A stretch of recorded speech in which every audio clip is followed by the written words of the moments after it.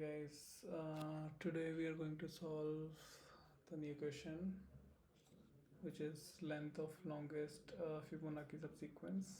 Okay, so given a sequence is Fibonacci like if xn xi plus 2 is equal to xi plus xi plus 1 for I plus 2 less than equal to n.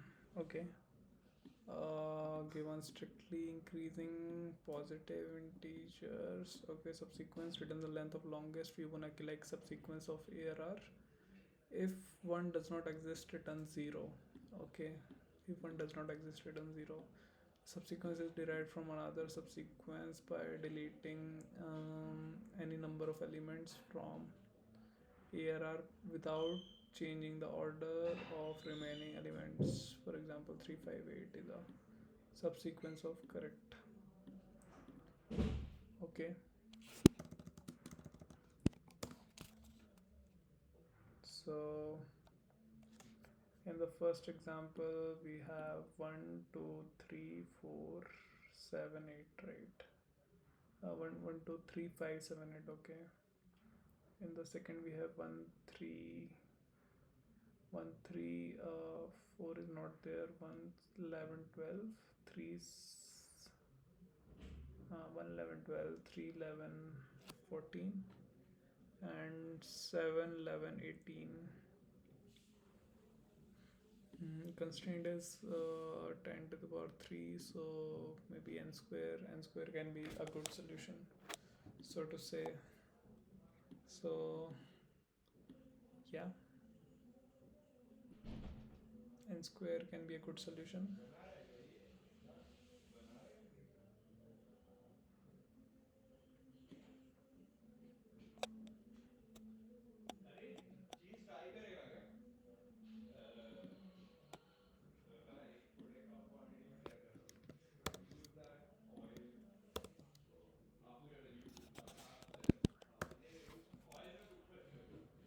So yeah, n square. So let's go through it once.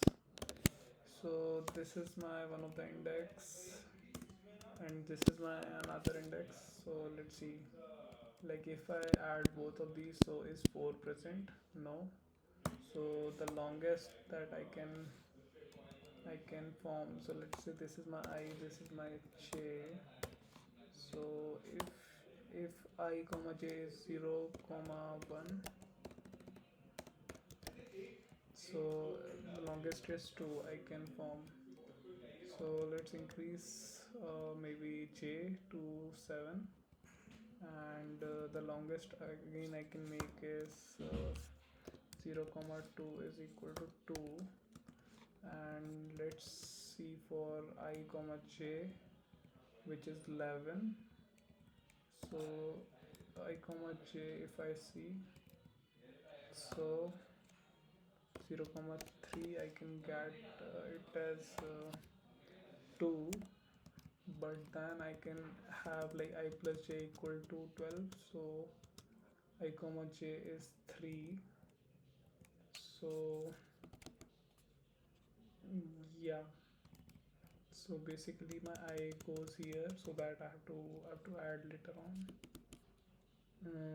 So 0 comma 3 is there, and 11 comma 12, that is 3 comma 4 is equal to 3, because that is the max I can get right now, right? So 11 plus 12 23 is not present, so we stop here. So I go back and yeah, and I check 11 1 comma 12, so 13 is present or not. No, so basically 0 comma 4 is equal to just 2. Then 14 0 comma 5 is equal to 2, 0 comma 6 equal to 2, Okay, yeah, that's it. So we have okay. So let's move this forward and J back. So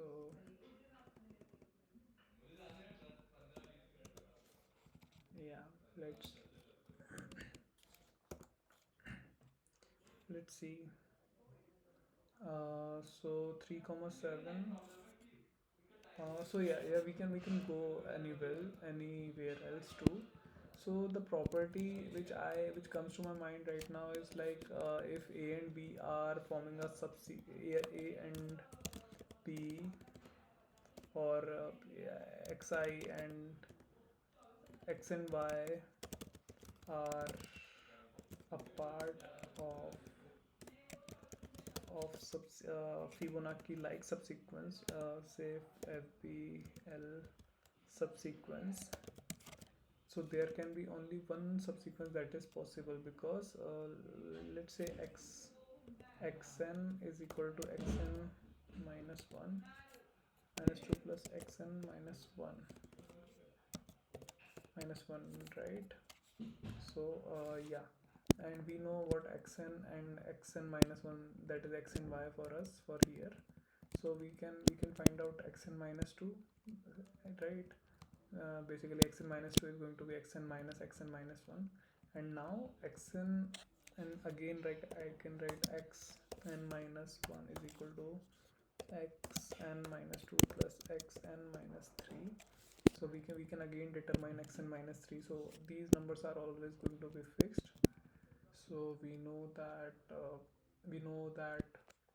x and y are going to be a part of fixed subsequence, fixed Fibonacci subsequence. So if any index has already been a part of that Fibonacci subsequence, so we don't need to check before and after, right? Before and after that Fibonacci, if we have already visited it. So we are going to use similar property. So yeah, basically what I can do is I can basically, yeah. So here's the idea, I guess. Um, yeah, what I can do is I'll start from index a comma b, and if see if I can form a subsequence, Fibonacci like subsequence. And yeah, if I can, then I'll mark the pair a comma b as visited, and I'll keep I'll and then I'll call b comma c, which the c came from like a plus b's, this a plus b number, whatever it found, it will be equal to c. And I'll see like what is the index of c basically. So let's call like b is the index and c is also the index of the corresponding capital C, let's say. And yeah, so we will keep forming the Fibonacci subsequence, and for a comma b we'll store like what is the longest subsequence, right? And we'll basically maintain an answer. And as we move forward with the pair of indices, we will also store like b comma c and c comma d, so on. And we will not if we again encounter b comma c again, we will not need to process it, because we already know like it is a part of a comma b subsequence, and we already know the longest subsequence in that case. So yeah, so we the I hope you are getting the approach, but we will understand more when we code it. But yeah, so number of ways we are going to select two indexes is going to be nc2, which is basically 100 c2, so it's going to be 10 to the power 6. So that is why it can be a feasible answer, yeah. So yeah, let's try to code it, maybe. So let's maintain answer is something like a map which stores like which stores the answer, which stores basically what is the maximum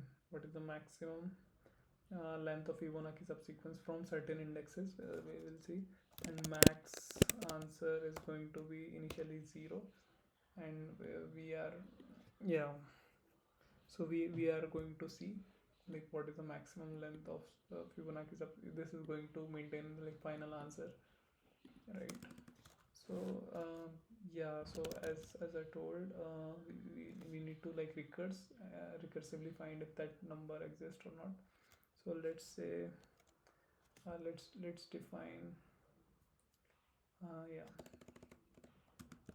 so let's define recursive function, which is going to find next fibo, and it's going to take I comma j index, and yeah, what it essentially is going to do is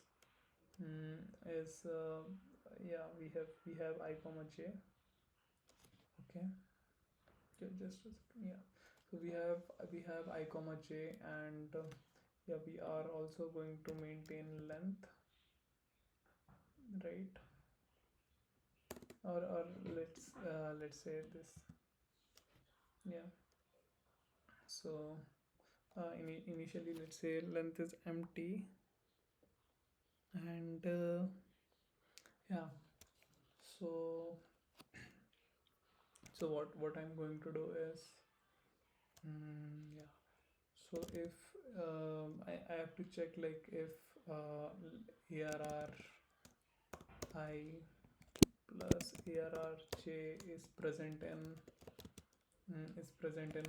ARR, right? So we can create a set basically.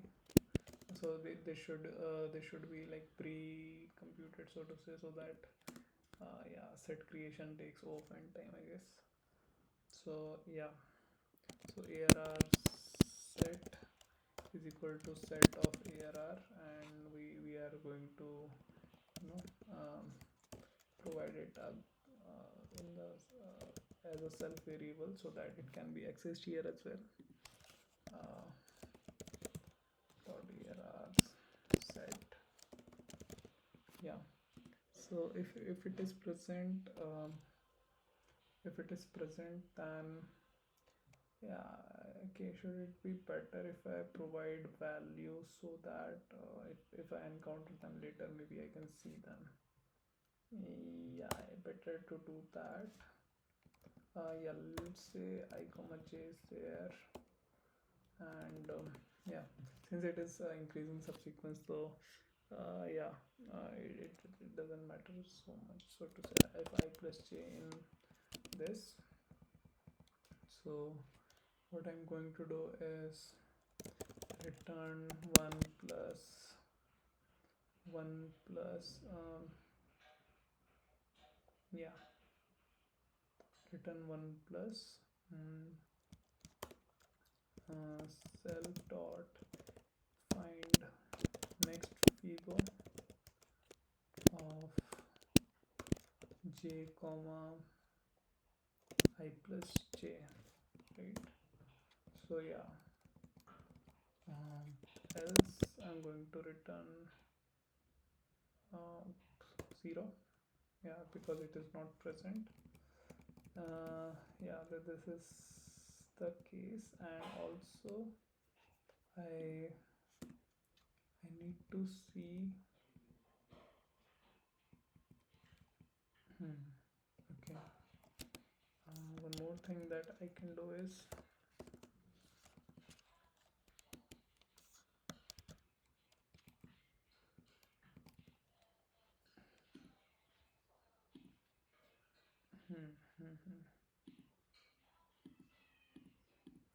okay.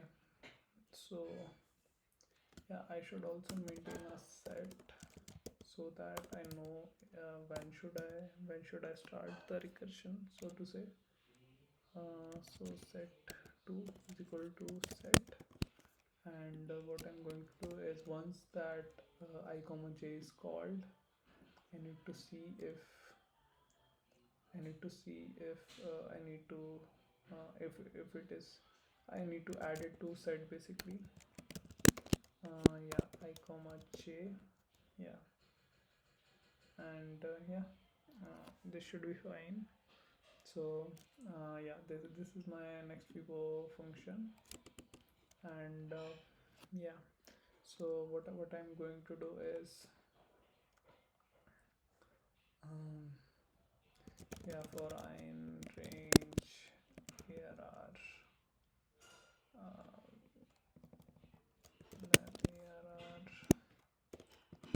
for j in range, then here are but from I plus 1, and yeah, I'm going to call uh, yeah, actually I don't need this, seems like I don't need this, okay, because I already maintained a set. Yeah, so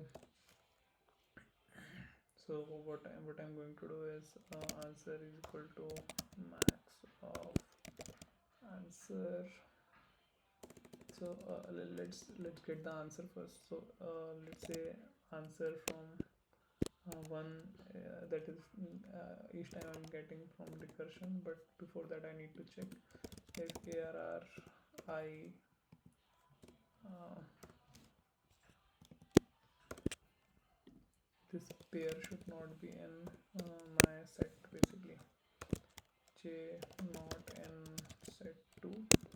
If it is not, then we'll find out the answer for that, and that is find next Fibo for yeah, self arr I comma arr j, and yeah, once I have the answer, I need to check if answer 1 is equal to you know, if it is 0, then I don't need to do anything. If it is greater than 0, then what I need to do is I need to add 2, because like for example 1 comma 1 comma 11 comma 12, so for if you are only calling for 1 comma 11, so answer will be 0, but if you are calling for 1 comma 11 comma 12, the answer would be 3. So that is why like 1 comma 11 comma 12 would return 1, but we would have to add 2 so that we make answer 3. And yeah, uh, and what we need to do is update answer equal to max of answer comma answer 2, answer 1. I think that's it, and finally we need to return answer. Yeah, I think it makes sense. Yeah, let's run.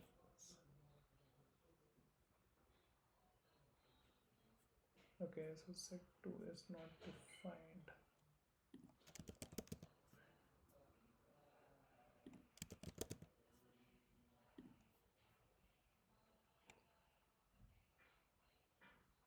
um, Unsupported operand between int and type. Okay,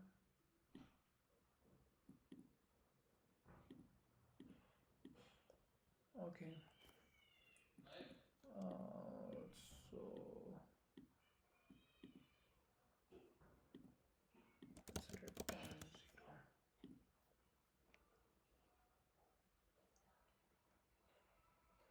Can't access local variable is not associated. So okay, answer. Let's call this answer. Random mistake. Yeah, so seems like fine. Let's submit.